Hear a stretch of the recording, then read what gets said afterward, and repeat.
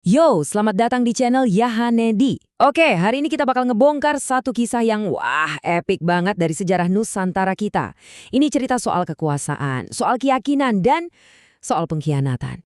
Coba deh bayangin, ada seorang putra mahkota yang harusnya nih dia jadi raja paling berkuasa. Dia malah milih cabut, ninggalin semuanya, buat ngebangun sesuatu dari nol, dari sebuah desa kecil doang. Dan gilanya, dia berhasil. Dia bangun sebuah kesultanan yang disegani di seluruh Nusantara. Cuma buat akhirnya jatuh, hancur lebur, gara-gara tipu daya licik, baik dari dalam maupun dari luar. Yap, inilah kisah naik turunnya Kesultanan Cirebon. Siapin diri kalian, karena gue bakal buktiin kalau belajar sejarah itu asik loh. Yuk kita mulai. Oke, semua cerita hebat itu pasti punya awal yang nggak biasa kan? Nah, sama kayak Cirebon. Kelahirannya itu dimulai dari sebuah pilihan yang super sulit dari seorang pangeran. Kenalan dulu yuk sama tokoh utamanya. Namanya Pangeran Walang Sungsang. Dan dia ini bukan orang sembarangan loh. Dia itu putra sulung dari Prabu Siliwangi, rajanya kerajaan Pajajaran yang super besar itu. Jadi secara silsilah ya tahta udah pasti di tangan dia. Tapi ada satu masalah gede. Si pangeran ini ternyata milih buat meluk agama Islam. Nah, keputusannya ini bikin dia ada di persimpangan jalan yang mustahil banget. Milih tahta atau milih akidah. Dan ya, dia milih buat ninggalin istana demi keyakinannya. Keren banget kan? Catat nih tahunnya 1430. Di tahun inilah setelah ninggalin semua kemewahan Pajajaran, Pangeran Walang Sungsang yang sekarang lebih dikenal sebagai Pangeran Cakrabuana mulai semuanya dari nol di daerah pesisir. Dan inilah detik-detik lahirnya Kesultanan Cirebon. Oke, Cirebon udah berdiri nih. Tapi kan, buat jadi besar itu butuh seorang visioner yang bener-bener gila. Dan sosok itu akhirnya datang.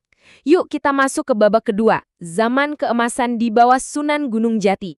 Jadi, di tahun 1479, tongkat estafet kekuasaan pindah ke keponakannya Pangeran Cakrabuana, yaitu Syarif Hidayatullah, atau yang kita semua kenal sebagai Sunan Gunung Jati.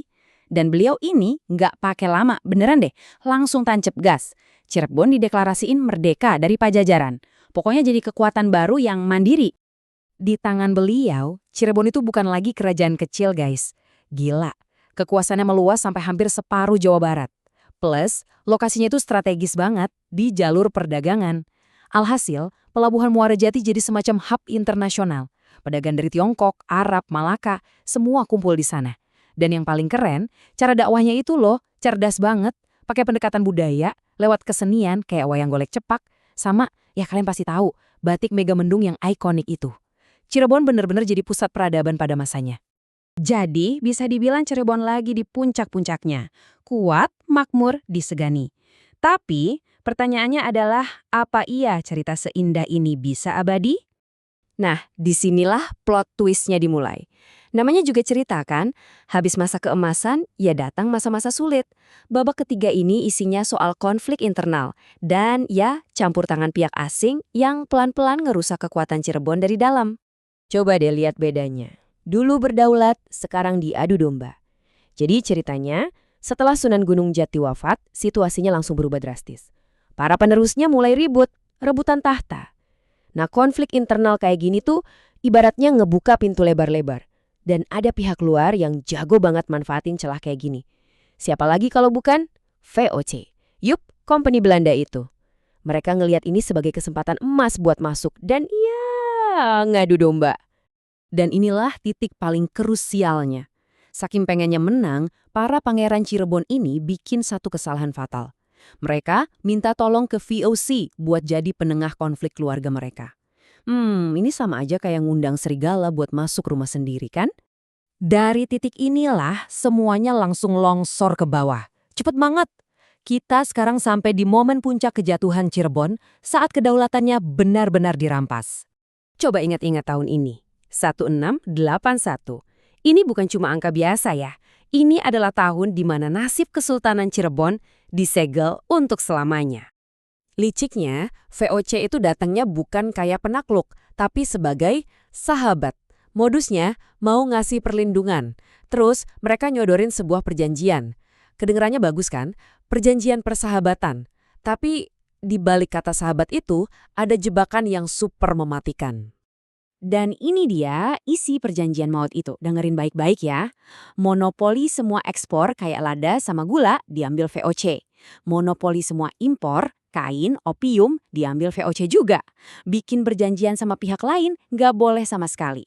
Dan yang paling parah, para sultan kalau mau merintah negerinya sendiri harus minta izin dulu ke company. Bayangin, dalam sekejap Cirebon langsung lumpuh. Mereka jadi raja, tapi di atas kerajaan yang bukan lagi punya mereka.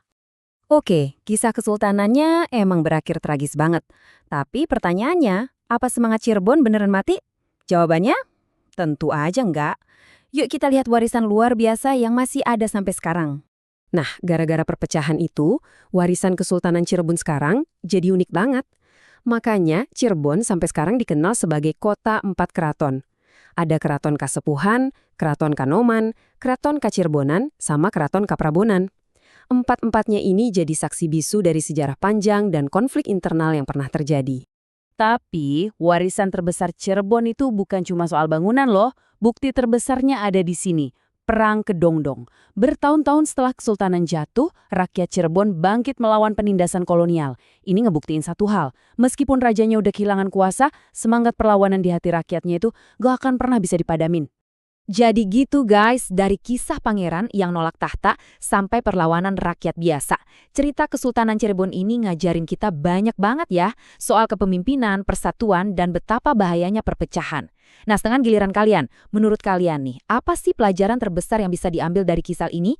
Langsung aja drop opini kalian di kolom komentar ya. Dan jangan lupa subscribe, biar kita bisa terus belajar bareng. Sampai ketemu lagi!